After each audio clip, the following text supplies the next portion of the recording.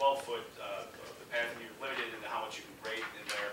And then pretty much everything on the street side would be cleared out as well. I mean, in here, perhaps down the road, you see a little bit of brush left in there, but I think that what we're trying to convey here and make sure people don't think in terms of what we built over on Riverwoods Road, where we have a narrow path that weaves in and out of the trees. We're not going to have that luxury along this corridor. It's going to be a pretty clear cut through there. We also reflected on here the plans we've seen so far for the portion that the county is going to build from the Des Plaines River Trail to Thorn Meadow includes creating a paved shoulder and a curb and gutter on Deerfield Road. So if you look along Deerfield Road, at the number 2 and number 3 areas there, assume that that's what we're going to be extending along for the remainder of the corridor there as well. So again, the important thing I think. That's what it's going to look like from Thorn Meadow to the river. It's going to look, yes, something like this. So until you get to the boardwalk part, of course, a lot of that path is going to be elevated. So what's going to happen is that bikers are going to actually use the paved shoulder. In all likelihood, yes. And should I assume from your rendering that in this particular location that the fence that's there right now actually is in the right of way and would have to be moved? Right. There are a number of properties along that corridor that are occupying the right of way to some degree. I've made the bold supposition that in the scale of this project, we would include rebuilding people's fences if in fact they're in the right of way, we would move them out instead of making them. You'll see that along some of the corridor where we put the water main in, you see little boxed out areas of these fences where the hydrants are. We ran into that to some degree when we did the water main project as well.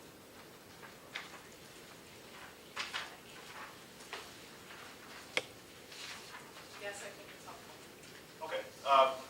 There really wasn't an enormous amount of effort that went into this. Would it be helpful to pick a few other, maybe a couple, 3 other locations along Deerfield Road, or does the board feel that this? No, I think that I do. I don't think the other ones will look that much different. No. And besides, if you show each property, then I think people will have an expectation. Oh, good, that's exactly what it's going to look like. Right. So then perhaps what I'll do, I'll generate this as a PDF and forward it maybe to Bruce to get up on the website. And I think I'd like to put a little piece of text that goes along with it just to make clear that it's a conceptualization and not a plan per se. And you're going to get something for the village boys for this issue. Yes, if we haven't blown the deadline already. You have, but you should get it. Oh, she's holding it up for the Halloween parade.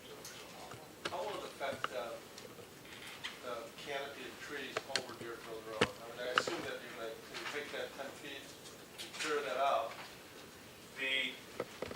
And that's one thing to bear in mind here with this. I'm not sure you really see that. Exactly.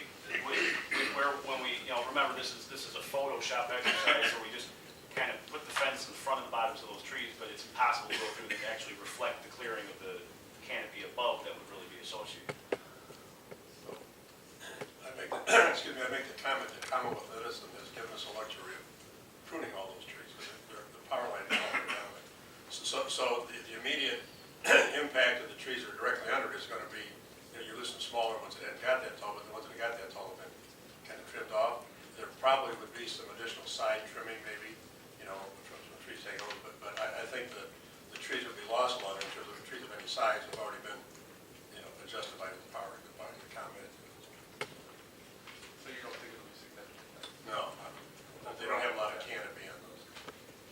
And Pat, when you have that available for submission for the village waste, even before it comes out, if you would get that to the mayor and myself so that we can use that as well to make some visits to the residents of Deerfield Road. Sure.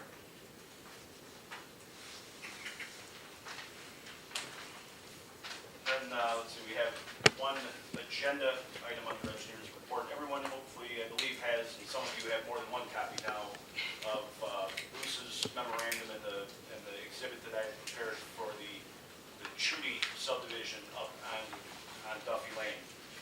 And I think hopefully everybody's had a chance to review Bruce's memo. I think it does a very good job of explaining the general concept. And of course, I'm a big fan of the map, but the memo also makes it clear. And I think Bruce and I, the owner had come in and met with us after a staff meeting a month or 2 ago. And this one particularly This goes back 5 years. Oh, sure. I mean, this has been Just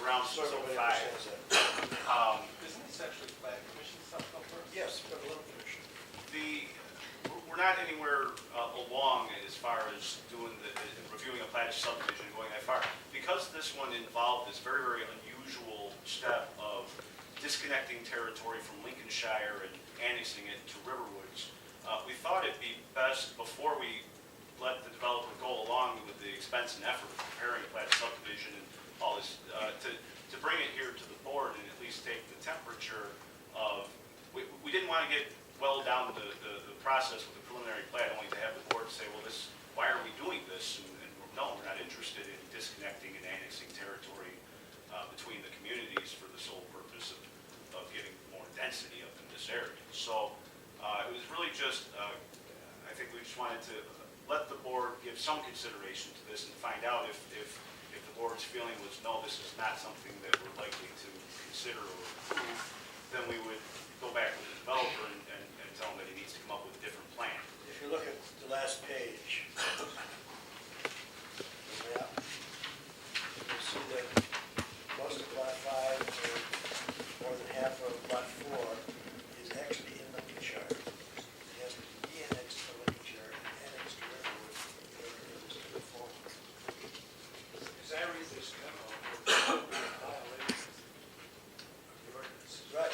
It's also problematic for us, we've reviewed this, we do not agree with their interpretation of the zoning ordinance, particularly with regard to the average lot width, particularly proposed lot 5 on that exhibit.